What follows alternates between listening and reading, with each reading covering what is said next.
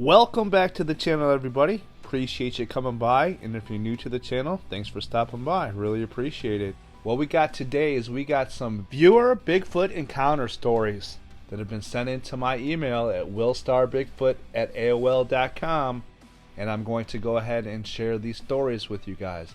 We have two of them today. We have one from Kevin in Louisiana first, and then we are going to follow that up with David in Washington State.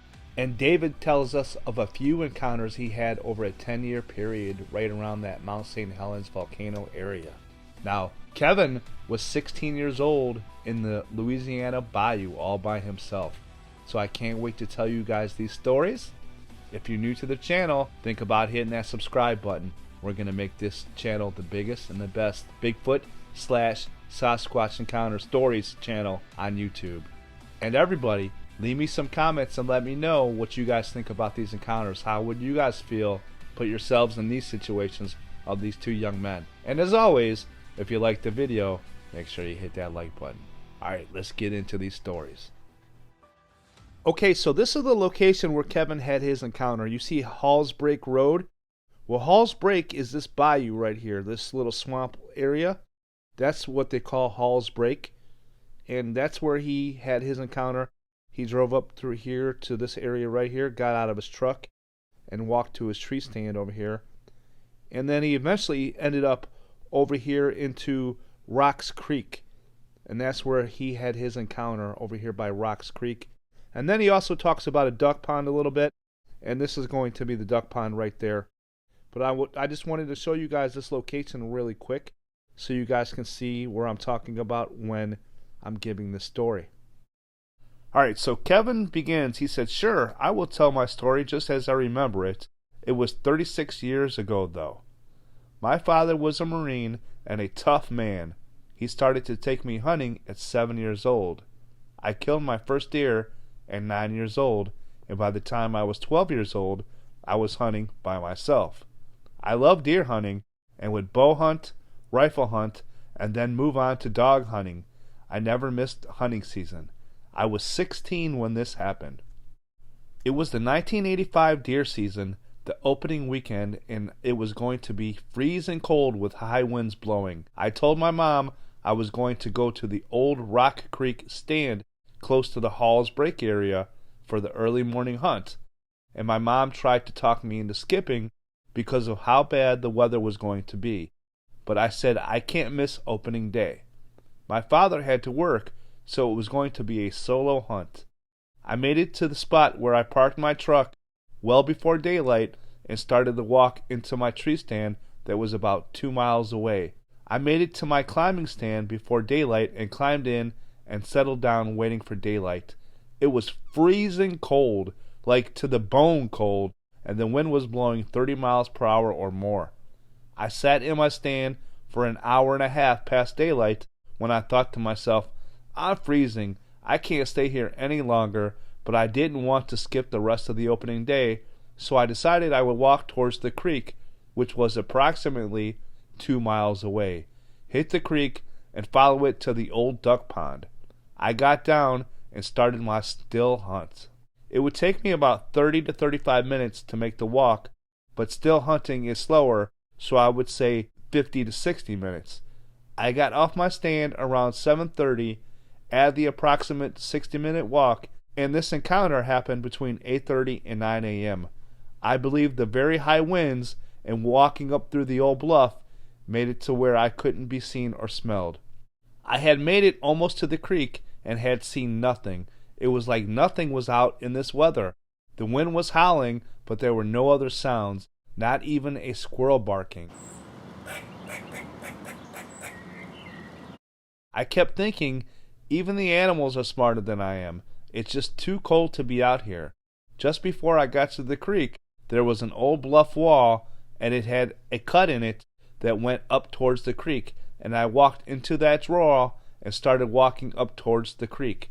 As I stepped onto the top of the draw and looked at the creek, this was a flat area, a good place for crossing with no bluff walls around it. I seen something on the other side of the creek, about 20 to 25 feet from me. At first I thought, oh man, it's a bear, but then it quickly stood up on two legs and was looking right at me. It had been squatted down beside the creek, I assumed to drink water. My mind was trying to process what exactly it was that I was seeing. The creature looked confused, and its mouth started to open and close, and it had a very large mouth. It was clenching its hands, opening and closing them, flipping its hands oddly, and it was covered in brown to light brown hair everywhere except for the face and the sides of its legs between the hips and knees. The face was a light color, and its skin looked old and sun-dried, kind of the way an old Indian's face looked in old paintings. It had a large flat nose, a thick brow line, and it had a human-like appearance, but it wasn't human, and it wasn't an ape or bear either. It started to look all around, then it took a step backwards, and then turned and started to walk away from me, and would turn its shoulder and its head to look at me as it was walking away. I had a .30-30 rifle in my hands and a .357 Magnum in a holster on my side. I never, not once, thought about shooting this thing. I quickly turned and started down the old draw, and by the time I was down the draw, this weird, loud noise started up all around me. At the time, I had no idea what the sounds were, and I panicked. I now know the sounds were tree knocks. There isn't any way of knowing how many of the creatures there were, but they were all around me. I had approximately 4 miles to make it back to my truck. I remember I was scared, really scared. This thing could have snapped me in two, and I knew if it comes after me, my .30-30 would kill it, but it wouldn't stop it from reaching me, and it would eventually bleed out, but it would be long after it had already killed me, because I didn't have the knockdown power to stop it. I kept thinking the whole way running out, it's right behind me, it's going to grab me, but in truth, nothing followed me that I ever seen, and looking back, I doubt I was in as much danger as I felt like I was in. I would run until my lungs felt that they were going to burst from the cold, and then I would stop and slow walk a while, trying to catch my breath before running again. I made it back to my truck, got in, and drove away. I had to stop some miles down the road because I was shaking so bad that I could not drive. That moment gave me PTSD for a long time. It was over a year before I went back into the woods, and I didn't go before daylight. When I finally did go back, I would be sitting in my tree stand and see something off in the distance and begin to sweat and shake, only to realize there was nothing there. I was traumatized, but I never understood why. The creature did not attack me. It was not even threatening to me. Back then, we didn't go to a doctor for PTSD. My father was in Vietnam, and I talked with my dad about how I was coping with this, and he told me the things he had seen in that war had given him PTSD too, but that he was told PTSD is the outward expression of an internal struggle, and with family support I would get over it, and I did. Over the years, my stress and fear changed into wondering what exactly it was that I had encountered. I then started wanting to see this creature again, and I just knew that one day I would get my chance. I never did. 36 years of hunting and camping and fishing the bayous and lakes of Louisiana, and I've not seen so much as a track. When I went back hunting, I kept my .30-30 at home and used a .300 Magnum for a long time, and then went to a .270 rifle after seeing what the .300 Magnum did to the deer I was hunting. It was too big of a rifle for deer, but not big enough for a Sasquatch. I never wanted to shoot this creature, and the high-powered rifle was more of a safety precaution for me than it was to kill the creature. I wanted to know exactly what it was, but if I wasn't threatened, I wouldn't shoot it. Well, that is my story. Take it or leave it. Either way is fine by me. I'm not trying to convince anyone they are real. I'm just telling my story. I swear what I just wrote is true and to the best of my memory. I have no reason to lie or make up such a story. Kevin in Louisiana. Alright, so there we have it. A viewer story from Louisiana. Kevin, thank you so much for sending that in. I'm pretty sure everybody out there that's watching this really appreciates you sending in as well as I do. I really do appreciate it. That would be something else, being stuck in the bayou like that by yourself at 16 years old and having those creatures all around you and not really knowing what they were going to do, I think anybody out there watching this video right now would probably be pretty scared themselves. I know I would at that age. Okay, let's get to David's encounters now. David sent in a few encounters here. There's not a lot of details, but I thought I would share them with you also. They're just small little paragraphs, so this shouldn't be very long, but still it's worth telling these stories. People want to share their stories, I'm going to tell their stories. They need to get this stuff off their chest. I'm going to help them do that. Okay, so now David has 3 encounters that he talks about. So let's go to the first one. The first one starts at Cougar, and then he takes a road right out up here to this little small lake called Blue Lake. Blue Lake is where he has his encounter right here. And it's a small little lake, as you guys can see. But this is where he had his encounter right there, his first one that he talks about. He has a couple more that we'll go ahead and show you, but I just wanted to show you this first one so you guys know where I'm talking about as I tell the story. David's second encounter here is here at Strawberry Mountain. As you guys can see, there's a theme with David here. All of his encounters were right around Mount St. Helens.